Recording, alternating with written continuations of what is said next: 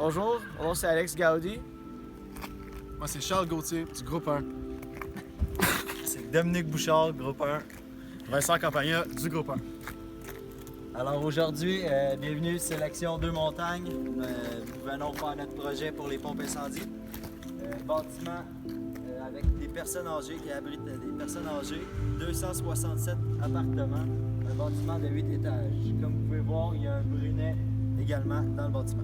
Pour la visite des lieux, nous avons notre ami Donald qui va nous présenter la salle des pompes incendies. Suivez-moi. Pour le reste des infos, toutes ces coordonnées seront à la fin du vidéo.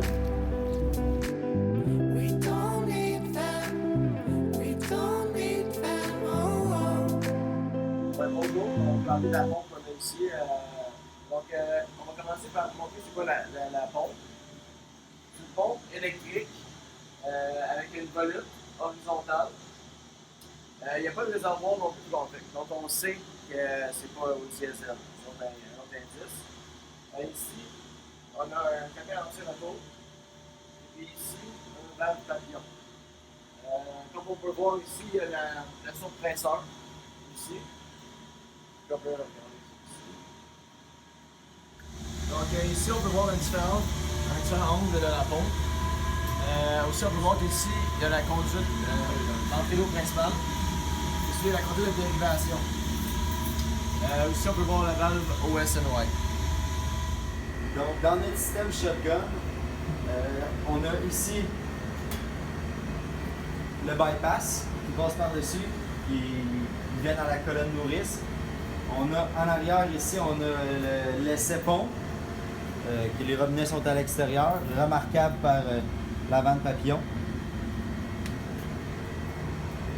Ensuite ici, on a la colonne montante qui dessert les garages, 2 garages, tu peux montrer avec un commutateur de débit attelapé.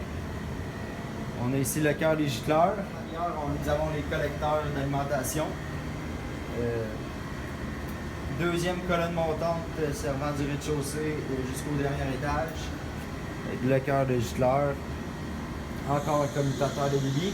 On a également les 2 robinets d'essai de test. Robinet de test. Drain aussi. Ce qui est du fonctionnement normal de la pompe fonctionne à l'électricité. Elle est en mode automatique, donc la pompe est toujours chargée d'eau. Au moment où est-ce qu'il va y avoir un écoulement qui va se créer, la pompe va se mettre en fonction.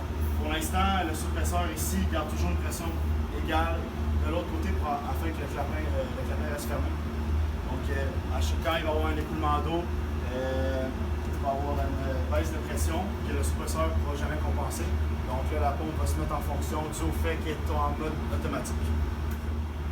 Si jamais il y a un manque d'électricité dans le système, le bâtiment est muni d'une génératrice, c'est ce qui va faire fonctionner la pompe incendie en cas d'urgence. Bon, en cas de démarrage de la pompe manuellement, on commence par cliquer sur le bouton vers démarrage. Si la pompe ne fonctionne toujours pas, on ferme le disjoncteur, on la met à off et on le met à on. La pompe devrait s'enclencher, mais si ça ne fonctionne toujours pas, on essaye avec le levier d'urgence, on le met à off et on le remet à on. Si ça ne fonctionne toujours pas, on essaie avec la valve de l'inspecteur qu'on n'a pas accès en ce moment avec cette pompe-ci.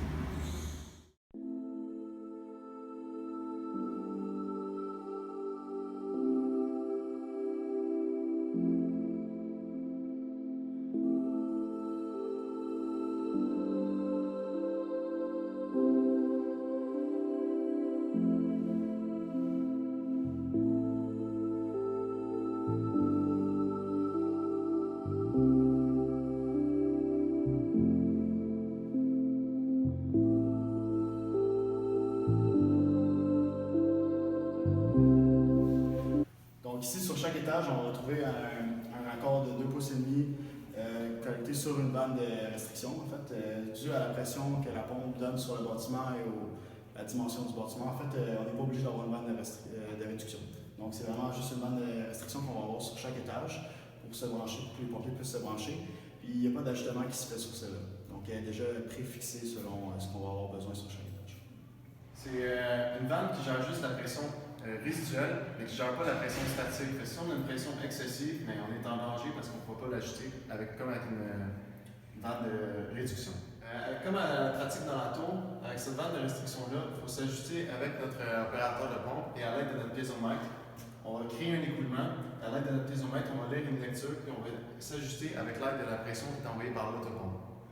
Donc, contrairement à une vanne de réduction, ici on a une vanne de restriction. Donc, si on veut utiliser une méthode de dépannage pour pomper à l'envers dans la colonne montante, c'est possible. Donc ici, nous avons les collecteurs d'alimentation, autrement appelés les raccords pompiers, qui servent à alimenter le système de gicleur ici. Il doit être indiqué par une pancarte.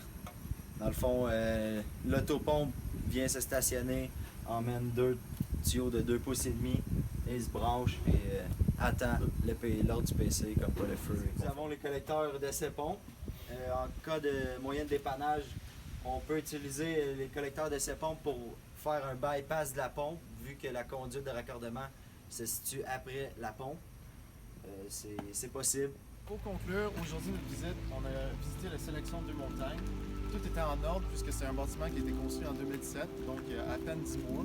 On a vu les colonnes montantes, les systèmes de gicleurs, la pompe incendie, les collecteurs d'alimentation, l'essai pompe, plusieurs autres systèmes qui étaient tous très bien en ordre. Merci d'avoir écouté notre